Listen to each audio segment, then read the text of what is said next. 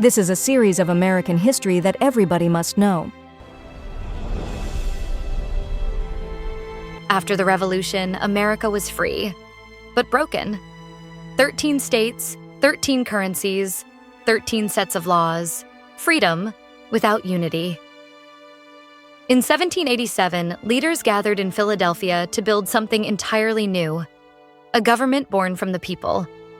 Inside a hot, cramped hall, they argued, shouted, and nearly gave up. But from those fiery debates came the Constitution, a blueprint not for kings, but for citizens. Yet, within its pages lay a shadow. To unite the North and South, they made a deadly compromise. Enslaved people would count as 3/5 of a person. The deal kept the Union alive, but planted the seed of the Civil War.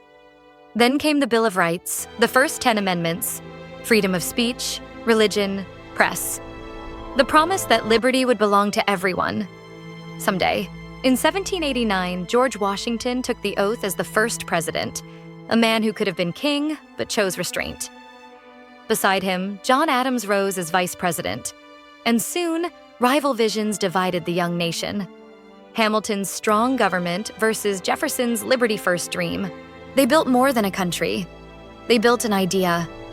That power could come from laws, not rulers, and that ordinary people could shape the destiny of nations. But the new republic was fragile. Its foundation, brilliant and flawed. The world watched to see if democracy could survive.